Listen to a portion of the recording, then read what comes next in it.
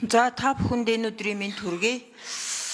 За Зандан шитрх сайдаас 3 асуулт, Наранбайр сайдаас 2 асуулт байсан. Тэгээд Зандан шитрх сайд хайлтсан юм бол төсөв хилцгээр ингээд бүгдээрээ алга болдог.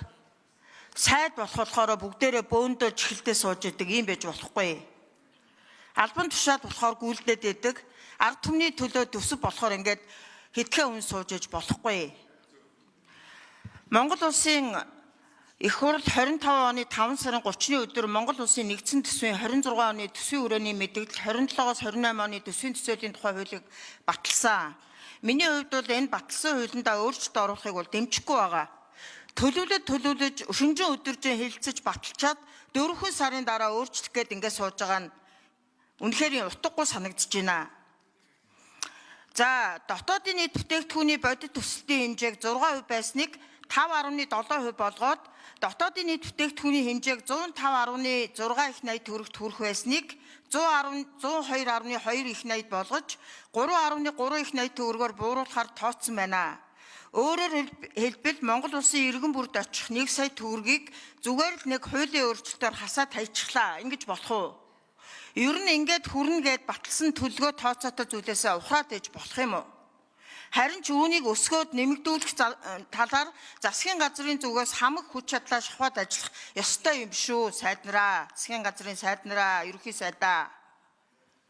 Нэгдсэн төсвийн тэнцвэржүүлсэн орлогын доод хэмжээг 33 их найд 479 тэрбум байсныг 31 их найд 600 тэрбум болгон нэг их найд 879 тэрбум төгрөгөөр бууруулсан хэрнээ. Нэгдсэн төсвийн нийт зарлагын дээд хэмжээг 32 их найд 980 тэрбум төгрөг болгож 499.5 тэрбум төгрөгөөр бууруулсан байна. Ингэснээр нэгдсэн төсвийн тэнцвэржүүлсэн тэнцэл төсвийн алдагт 1.3 их найд төгрөгт хүрсэн байна. Энэ 1.3 их найд төгрөгийн алдагдаа юунд зарцуулах гэж байгаа вэ? Эсвэл алдагдaltaгүй баталж болохгүй юм уу? Өнгөрсөн жил төсөв алдагдaltaй батлаа гэд ерөнхийдөө хориг тавиад их хурлын гишүүдэн дэмжээд хүлээж аваад алдагдaltaгүй төсөв баталсан асуудал юу болж хуурваа? 3-дугаарт Монгол улсын 26 оны төсвийн тухай хуулийн төслөөс үзэхэд эх онд боловсролын салбарт дотоодын нийт бүтээгдэхүүний 4.2% зарцуулах юм байна. Уг нь бол Монголын төр 23 онд боловсролын салбарт 5.1%, 24 онд 5.2% зарцуулж байсан. Гэтэл өнөөдөр харамсалтай нь 25 онд дотоодын нийт бүтээгдэхүүний 4.7, 26 онд 4.2 гээд ингээд буугаад явж байна.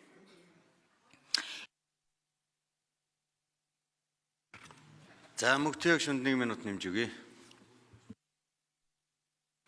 За 2026 оныг боловсролыг дэмжих жилгээд зарлчаад өнөөдөр ингээд боловсролын салбарт оногдож байгаа төсөв нь өмнөх одоо онуудынхаас 5.2 байсныг 4.2 болгоод ингээд буулгаж штэ.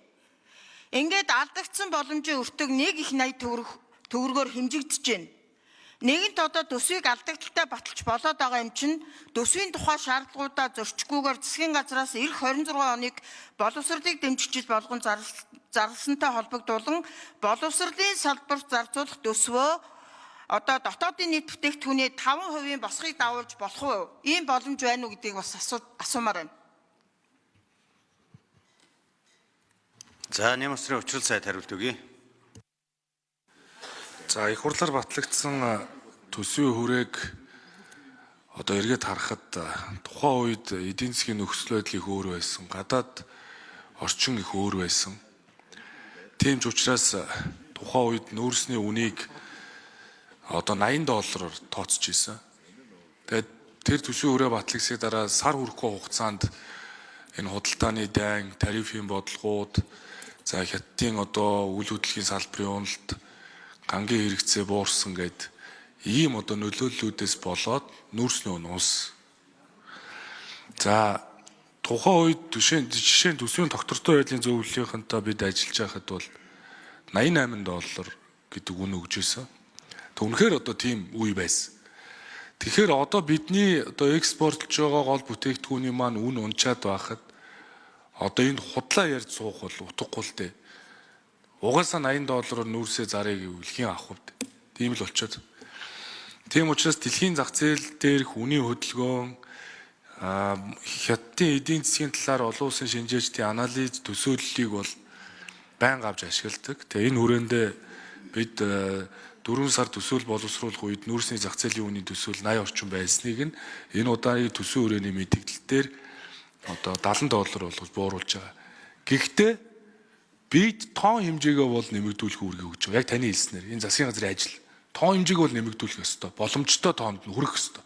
Сайн ажиллах ёстой гэсэн үг шүү дээ. Ингэж одоо энэ цалин хөлс тэтгэвэр тэтгэмжээ нэмэх асуудлуудаа шийдвэрлэнэ. Тэгэхээр үннээ хэлэх ёстой гэдэг утгаараа тоогоо хатуу барья гэдэг зорилгоор л энэ удаагийн төсвийн хүрээ орж ирж байгаа. Гэхдээ нэг удаагийн өөрчлөлтийг та бүхэн маань төсвийн доктортой байдлын хуулиар өөрчилж өгсөн орлого зарлага аль аль нь буурсан тохиолдолд нэгэн зэрэг буурсан тохиолдолд нэг удаа өөрчлөлт нэг удаагийн өөрчлөлт юм хууль батлагдсантай холбогдуулаад энэ удаа бол бид нөгөө зарлага нэмэх зорилготой биш. Худлаа хоосоо орлого төлөвлөх зорилготой биш. Аль альнийг бууруулж орж ирж байгаа. Дээрээс нь тусгай шаардлагуудыг биелүүлж яана гэдэг бол цаашаа эдийн засаг бас юм эрүүлжих болцоо бол байгаа байхгүй. Одоо жишээ нь нүүрсний одоо үн дээрээс нь одоо дигитализис алтны үн өсөх хандлага байлаа гэвэл салбар болгон дээр нь яг үүргүүдийг нь хүлээлгээд салбар болгон дээр хийх ажлуудаа тооцоолоод эдийн засгийн өсөлтийг 5.7 гэж ингэж оруулж ирсэн. Тэгээ энэ бол яг бас энэ Азийн орнууд манайх шиг хөгжиж байгаа орнуудын хувьд бол ер нь бол жишг ийм бол төвшин байдаг. Тэгэхээр бид нар энэ авралд одоо хүргэн гол экспортлж байгаа улс жишээ нь Хятад гэхэд ер нь бол нэг өсөлт бол нэг 5% та байдаг. Тэр 5% та хүрэхээргүй хэмжээнд одоо очичод байна л. Тийм учраас ийм давгчийн хүчин зүйлүүд бол тулгарсан. Ер нь манайх шиг хөгжиж байгаа оронд бол яг төсвийн хүрээ бол өөрөө тэр голж байгаа бүтээгдэхүүний зах зээлийн үн өсөлт тэр төсөөллөөсөө шалтгаалаад харьцангуй уян хатан байх нь бол илүү зохимжтой. Ер нь бол өмнө нь бол бид нар хиймэл өндөр зарлага тавиад түүндээ тохирсон адилхан зарлага гаргадаг байсан. Хэрвээ 33.4 их найдын орлого олгож исэн бол зарлагаа бууруулад 30 их найдын ч юм уу зарлага бууруулсан бол харин эндээс одоо эдийн засаг бусаад ирүүлж шít. Тэгэхээр орлого зарлага тэнцвүүлнэ гэдэг бол тухайн үеийн эдийн засгийн нөхцөл байдлаас шалтгаалдаг гэдгийг бас хэлэх ёстой. Өнөөдөр энэ урсгалыг 24%-аас хэтрүүлж угаасаа л болохгүй. Тусгай шаардлага барих ёстой. Гэтэл цалин хөлсөө нэмийгээ оруулаад 24% нь даваад явчихад байдаг. Нэг иймэрхүү л одоо хайчиндал байгаа шүү гэдгийг бас хэлье.